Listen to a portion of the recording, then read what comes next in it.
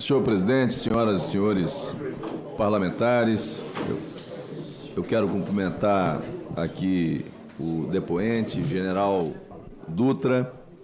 E eu inicio, senhor presidente. Eu vejo aqui uma movimentação da parte dos governistas em defender a relatora e acho absolutamente natural, especialmente depois do que nós ouvimos na última sessão. E é algo que nós temos que observar, porque questionar a imparcialidade de relator não é impróprio e não é ilegal. Relator que tem contato ou combina linha de interrogatório de investigação perde a legitimidade. Relator que, para evitar de se posicionar sobre convocação de quem teve participação naquilo que investigamos no âmbito desta CPMI, ao dizer que é da base do governo, repito, ao dizer que é da base do governo, coloca sob suspeição a linha de investigação e o seu próprio relatório. Então, estou sublinhando isso para dizer que nós estamos caminhando para uma fase da investigação em que essas coisas devem ser tratadas com maior seriedade.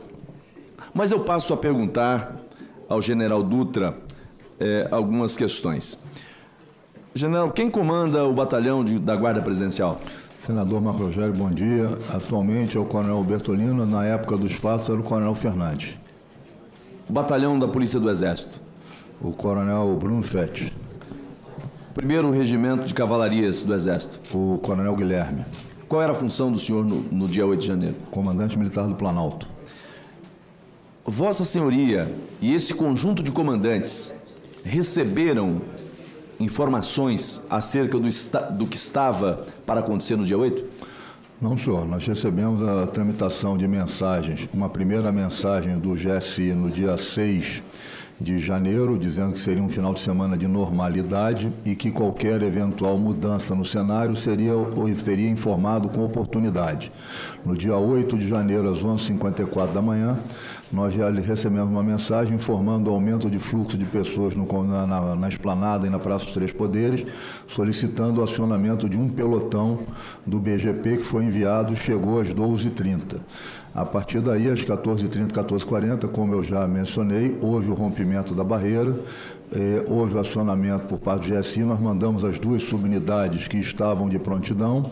A partir daí, o general Gonçalves Dias me ligou, eu expliquei para ele que as tropas que eu tinha de prontidão já tinham sido enviadas, acionamos o plano de chamada do CMP e as tropas foram chegando. À medida que iam chegando, nós íamos mandando para o Palácio Planalto. Ao final do dia, nós tínhamos cerca de 400 militares no Palácio Planalto. Bom, qual o efetivo aqui para poder facilitar o papel dos investigadores aqui? Todos somos, não só a relatora. Qual o efetivo total dessas três forças de segurança à disposição do Palácio do Planalto? Cerca de 5.000 homens.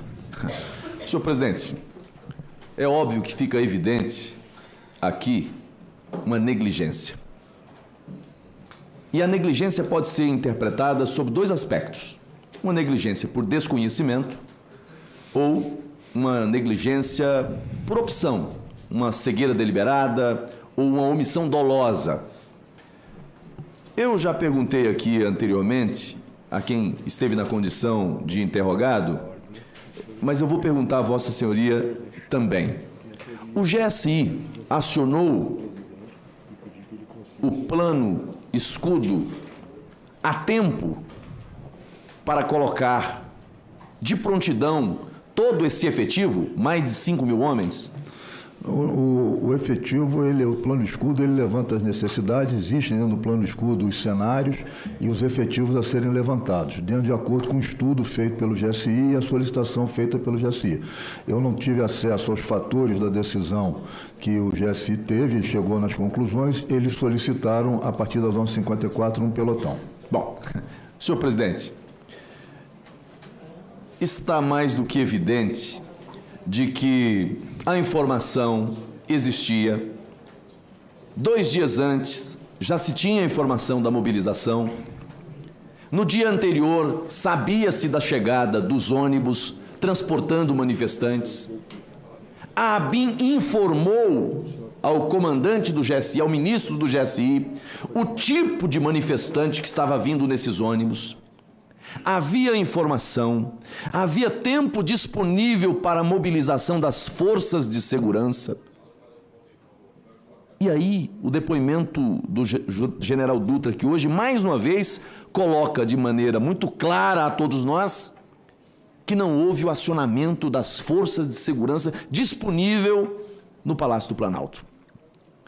Da mesma forma em que Polícia Militar alega que também não recebeu o comando, porque o plano escudo, o plano de contingência, o plano de ação,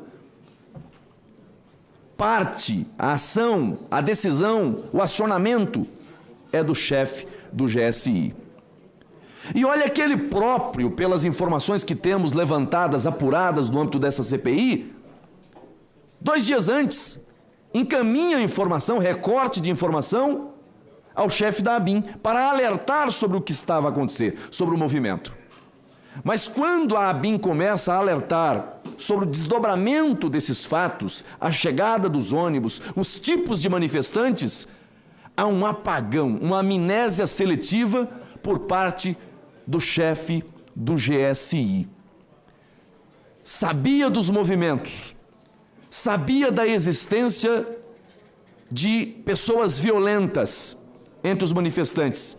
Isso está nos relatórios da ABIN e foram compartilhados com o senhor G. Dias. A pergunta é, o que fez o ministro G. Dias? Qual foi o papel dele em tudo isso? Está muito claro aqui que houve uma omissão. Eu não retiro, já disse aqui anteriormente e reitero aqui, eu não retiro a responsabilidade da Polícia Militar, o erro de cálculo, porque segurança pública é um problema sistêmico. Não é apenas o efetivo do Palácio do Planalto, não é apenas a inteligência do Palácio do Planalto, que diz Lula que nem existia. Não. A Polícia Militar tem seus meios próprios, tem suas fontes, sabia do que estava acontecendo. Também cometeu erro ao não estruturar um planejamento capaz de atuar naquele dia. Mas a questão é que se, ainda que a Polícia Militar, não tendo agido, em razão da ausência de informação, com o efetivo disponível no Palácio do Planalto e com a informação que chegou a tempo e hora, se a decisão do chefe do GSI fosse acionar as forças disponíveis, nada do que aconteceu teria acontecido. Isso é um fato evidente. Eu estou aqui a defender manifestantes? Não. Quem invadiu o Palácio do Planalto, Palácio do Congresso Nacional, Palácio da Justiça, cometeram crimes. Cada um deve responder na medida da sua conduta, da sua culpabilidade. E é preciso separar. Porque muitos ali foram no bando, o estouro da boiada. A cabo, que esteve aqui na semana passada dando o seu depoimento, fez distinção entre pessoas que estavam lá movidas por um sentimento, mas eram manifestantes pacíficos, e grupos menores, que eram violentos, tecnicamente preparados, com habilidades e alguns até, segundo mencionado, com vestimentas que podia identificar, inclusive, vínculos militares. Então é preciso que a gente encare os fatos, mas sem criar essa narrativa, essa cortina de fumaça de que tudo foi uma trama golpista, um golpe. Eu pergunto a Vossa Senhoria, qual é a definição de golpe? Tomada abrupta do poder.